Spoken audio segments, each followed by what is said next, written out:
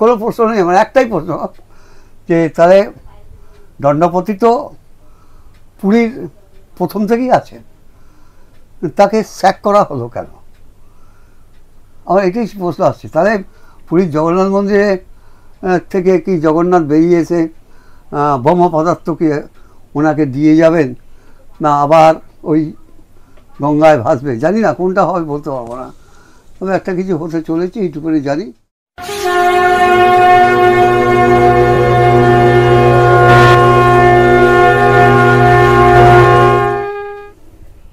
প্রণাম গুরুদেব। হ্যাঁ, প্রণাম প্রণাম প্রণাম। গুপ্ত সাধক শ্যামাখ্যাপা 2.0 ইউটিউব চ্যানেলে আপনাদের সবাইকে স্বাগত। এইটা আমাদের নতুন চ্যানেল। পূর্ববর্তী চ্যানেল যেটা ছিল সেটা কিছুদিনের জন্য আমাদের আয়ত্তে ছিল না, তো আবার আমরা সেটা ফিরে পেয়েছি আপনাদের ঐকান্তিক ভালোবাসায়। এই নতুন চ্যানেল সম্পর্কে বলে রাখি যে এই গুপ্ত সাধক শ্যামাখ্যাপা 2.0 এই ইউটিউব চ্যানেলটি শুধুমাত্র ইউটিউবেই আবদ্ধ নেই, ফেসবুক এবং ইনস্টাগ্রামেও পেয়ে যাবেন আপনারা। Link description box. আমি এই কথাগুলো তো চলতেই থাকে, এগুলো তো বলতেই থাকি। আমি গুরুদেবের কাছে আসব যে গুরুদেব, আমরা পূর্ববর্তী একটি ভিডিওতে শুনেছিলাম আপনি জগন্নাথ দেবকে নিয়ে কিছু কথা বলেছিলেন। তো এই এপিসোডে অনুরোধ করব আপনি আপনার মতো করে যা বলার একটু বলুন। আপনার শরীর তো খুব একটা ভালো নয়, তো যেটুকুটা তোমাকে বলছি, শরীর তো ভালো নয়, ছেড়ে দাও, কিন্তু এগুলো কিছু কিছু জিনিস আমি এখনো পর্যন্ত উপলব্ধি করতে পারিনি। আমি একজন বড় তান্ত্রিক, আমি একজন খুব ছোটোখাটো তান্ত্রিক নয়, এবং পশ্চিমবাংলায় যথেষ্ট সুনামের সঙ্গে কাজ করেছি।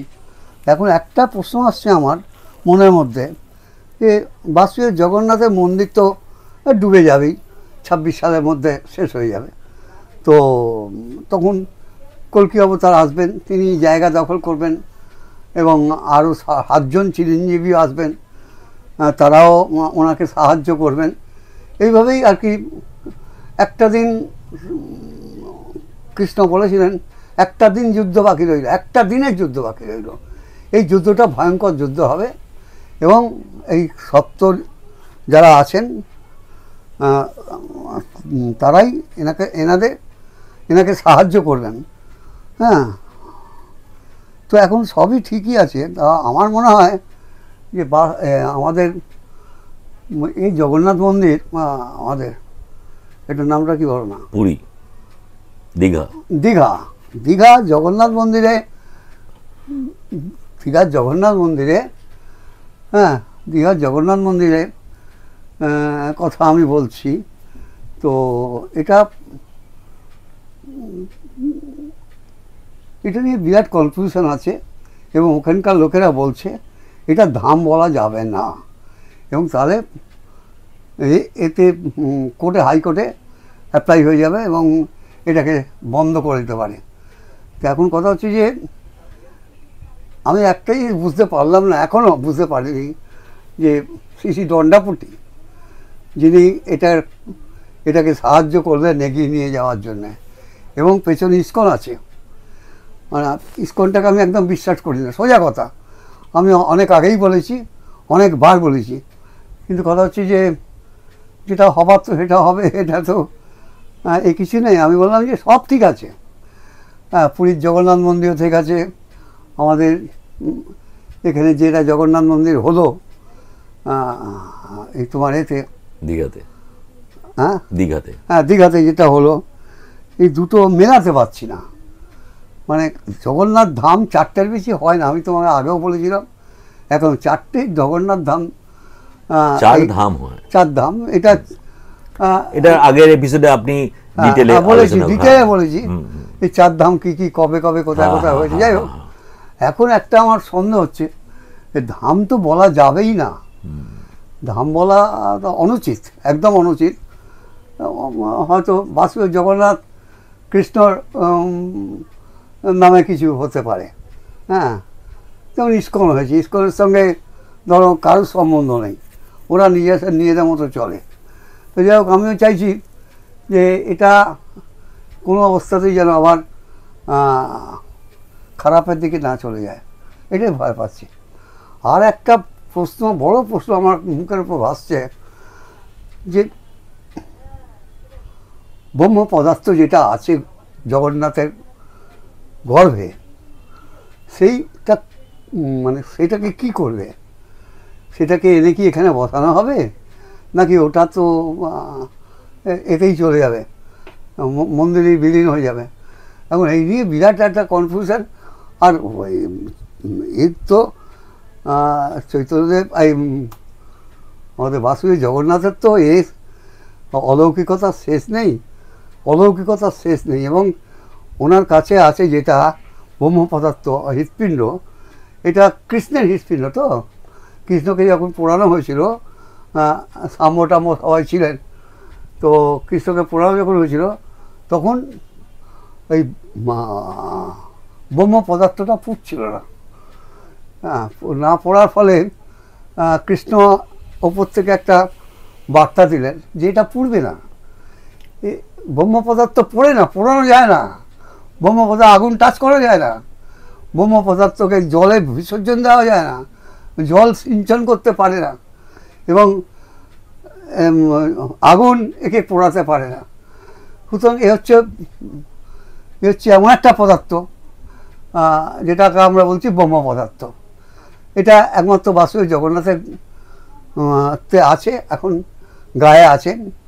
এখন এটা কি হবে, এটা একটা বিরাট ব্যাপার। এখন আমি একটা খানিকটা বিশ্বাস করি দণ্ডাপতি, যিনি মানে এই পুরীর ধামটাকে রক্ষা করতেন, এখন তিনি আর নেই, তাকে স্যাক করে দেওয়া হয়েছে বিভিন্ন কারণে, আমি যা জানলাম। এবং পরবর্তী রথে কোথায় 25 বা 26-এ রথযাত্রা হবে, এই রথযাত্রার সময় ওনাকে রাখা হবে না। তাহলে আমার একটাই বক্তব্য, অত বড় একজন দৈত্যপতি, অত বড় একজন, উনি কি কিছু ভুল করলেন না ঠিক করলেন, সেটা তো আমার তো বোধগম্যই নয়। উনি কি ঠিক করলেন না বেঠিক করলেন, পরবর্তীকালে এই ব্রহ্ম পদার্থ কি চলে আসবে এখানে?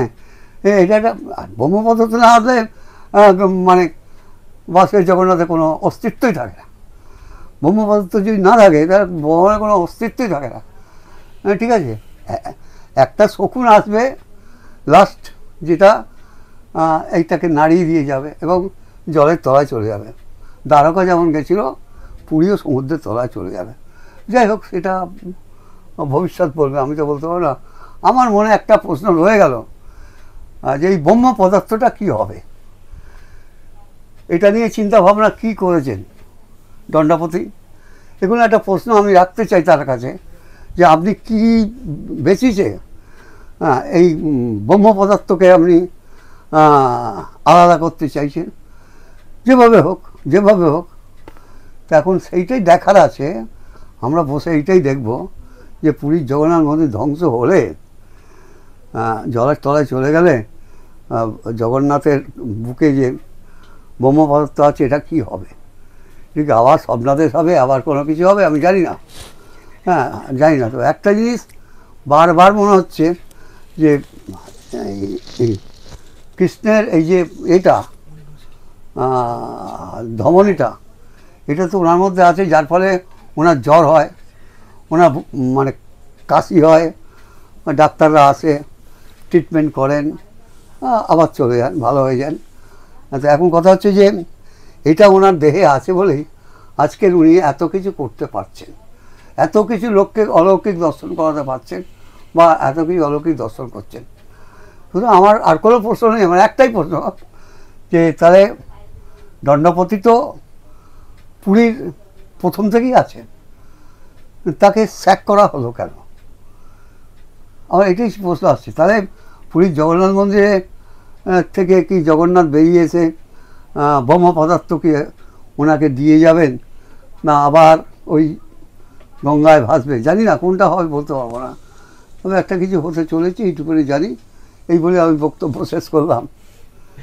আপনারা গুরুদেবের বক্তব্যটা শুনলেন, কিন্তু শুনতে শুনতে নিশ্চয়ই বুঝতে পারছিলেন যে গুরুদেব শ্বাসকষ্ট, একটা কথা বলতে একটু অসুবিধে হচ্ছিল, একটা ছোট্ট শ্বাসকষ্ট গুরুদেবের আছে। ছোট না, ভালোই আছে, কিন্তু এখানে অতটা পরিলক্ষিত না হলেও খানিকটা আমরা দেখতে পেয়েছি।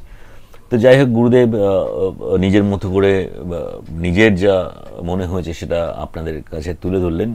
আর এর মধ্যে আমরা সংবাদপত্রেও দেখেছি যে পুরী মন্দিরের কর্তৃপক্ষ কয়েকটা বাক্যের ওপরে হয়তো নিষেধাজ্ঞা জারি করতে চলেছেন। যাই হোক, এইসব বিষয়ে তো আছেই। তো যাই হোক, তো আবারও আর একবার বলি আপনাদেরকে যে গুপ্ত সাধক শ্যামাকাপা 2.0 চ্যানেলটি শুধুমাত্র এখন আর ইউটিউবে আবদ্ধ নেই, ফেসবুক এবং ইনস্টাগ্রামেও আছে। আপনারা দেখবেন, লিংক ডেসক্রিপশন বক্সে পেয়ে যাবেন।